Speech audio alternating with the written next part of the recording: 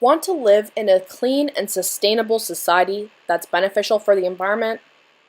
Then come on over to the beautiful city of Baltimore. Here are some basic facts about the city of Baltimore. As per the U.S. Census, Baltimore has a population of just 611,648 people as of July 1st in 2017. Demographically, over half of the population of Baltimore is African American. About 30% of the population is Caucasian, and the rest of the population is a mix between Hispanic, Native American, Asian, and other races. Baltimore has a rich history that dates back to the start of our nation.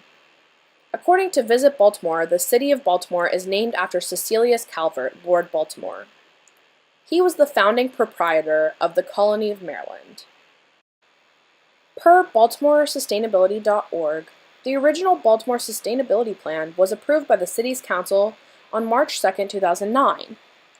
The plan is currently under review and being updated. It was created as a comprehensive master plan to put the city in a position of being a world-class city. Baltimore claims that they have the 4 themes of life included in this plan, which are live, earn, play, and learn.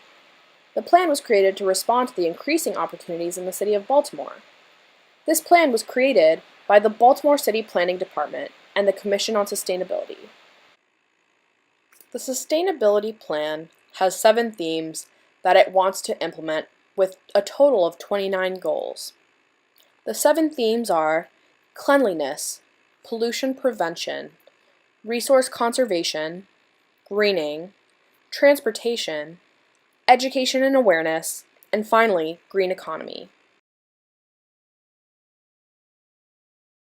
Housing and employment are the most important factors in the short-term integration of new residents in any city.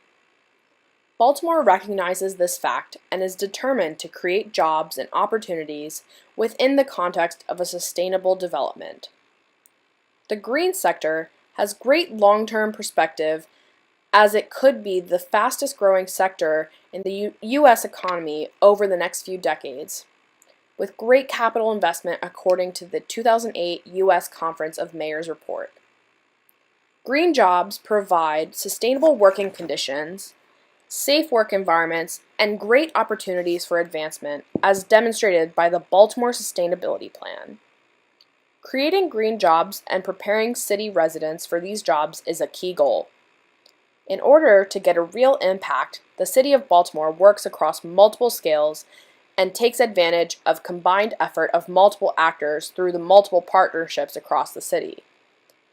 Details Deconstruction is one of the most successful collaborative partnerships, according to 2014 annual report. This social enterprise creates jobs and captures value from deconstructed houses. Deconstruction allows for almost 90% of materials to be reused instead of ending up in landfills. Besides, Detail's employees are paid a living wage with full health benefits, life insurance, paid time off, and tuition reimbursement, among many other benefits. Consequently, this project promotes the creation of new, green, socially responsible industries and businesses in the Baltimore area that help combat socioeconomic inequality. The deconstruction case is just one example of hundreds of initiatives currently being implemented in the city of Baltimore in order to address the importance of having green jobs. However, employment is not the only factor related to the successful integration of new residents. Integration processes are long-term by nature.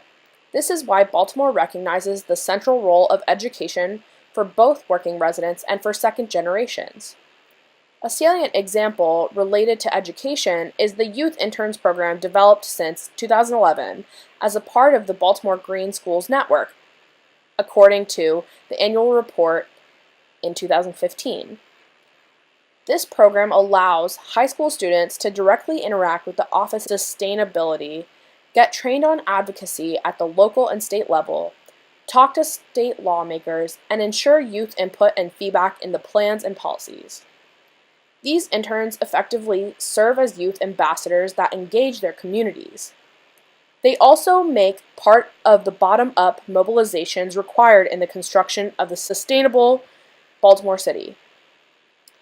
Finally, we understand that integration processes from the point of view of immigrants take place at a local level, and the City of Baltimore promotes active interaction between immigrants and local society. The creation of social capital is achieved through multiple organizations and community fields such as the Tree Keepers, according to the annual report in 2013. This program promotes healthy trees for Baltimore by educating people on the value of trees and best practices in tree and planting care. Within the first year of its creation, 183 people joined the community and represented over 50 Baltimore City neighborhoods. Thanks to their activities, many trees have been planted along streets, parks, and schools, while building a strong sense of community and belonging. These greening operations also help provide safe and well-maintained recreation spaces that will help improve the quality of life for all residents in Baltimore by providing a critical space for sports, jogging, or family fun activities. The City of Baltimore has also taken the environment into account, in accordance with the 3 pillars of sustainability. As indicated in the overview of the plan, there are many comprehensive tasks that the city has undertaken to increase the environmental sustainability of the city as a whole. In the greening section of Baltimore's 2009 Sustainability Plan, the city lays out a considerable amount of attractive measures by which it hopes to improve the lives of its residents. By 2037, Baltimore is committed to doubling the tree canopy, therefore increasing its green space and overall attractiveness. According to Dr. Bernstein's lecture on urban challenges, this action will help to filter air, water, and noise pollution, as well as provide many psychological and social benefits to the community. In order to achieve this momentous goal, the city will continue to protect its existing trees while also implementing a citywide education program about their benefits. Within the pollution prevention chapter of Baltimore's 2009 Sustainability Plan, the city pledges to ensure that Baltimore's water bodies are swimmable and fishable. By pledging this, the city has agreed to clean up sewage, leakage, trash, and other chemical pollutants that run off into the harbor and then into the Chesapeake Bay. This will help to improve the health of our ecosystems by preventing toxic substances from entering into the water in which we rely on for food, drinking, and recreation. Perhaps Baltimore's most ambitious objective within its 2009 Sustainability Plan is to reduce its greenhouse gas emissions by 15% by 2015. In its plan, the city recognizes climate change as an impending threat due to the proximity to sea level. By committing to the reduction of greenhouse gas emissions, Baltimore has made large strides to mitigate the effects of climate change on its residents and the world as a whole. With all of these objectives, Baltimore is working hard to become an environmentally friendly city and a great place to live. Soon, Baltimore will be transformed into a beautiful, green, and environmentally friendly city. Although it is quite complete, one of the main pitfalls of Baltimore's sustainability plan is that it was conceived as an add-on to an existing plan, which focused primarily on social and economic issues. This disjunction between the 2 plans weakens their symbiotic relationship between the 3 pillars of sustainability. Nevertheless, this minor flaw can easily be resolved with a few policy changes and some increased mindfulness. A prime example of this is environmental gentrification. The 7 themes of Baltimore's sustainability plan includes cleanliness as well as various greening initiatives. These are great ideas in theory. However, some studies indicate that environmental beautification campaigns can lead to the displacement of long-term residents. The city's sustainability plan aims to return abandoned properties to productive use, often through the construction of public recreational and green spaces. While this might sound nice, Curran and Hamilton argued in a 2012 paper that these might not be the best use for the local community. Instead, they suggest taking a closer look at redefining what green looks like. This could entail making spaces just green enough to address health concerns while also allowing for continued industrial use and blue-collar work.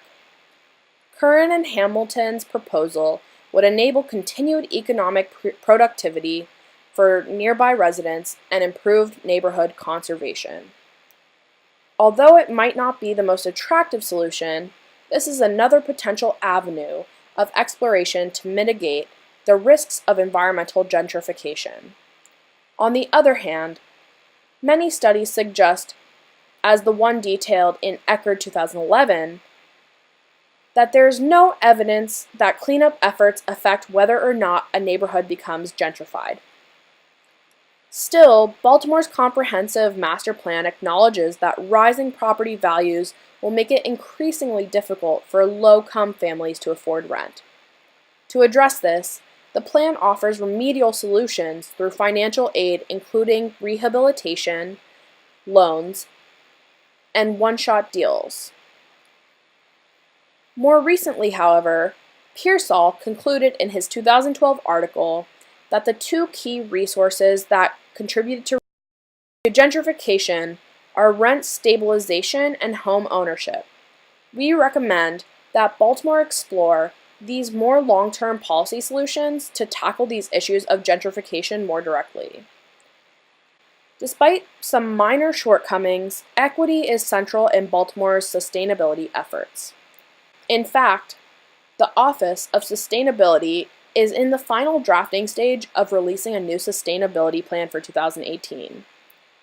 In an attempt to address the interplay between social and environmental issues, their new plan brings the notion of equity to the forefront. Continuing with their focus on engagement, inclusiveness, and translation, the draft is available on Baltimore's sustainability website for commentary. So come join the dynamic and inclusive city of Baltimore as it enters a new stage of equitable sustainability.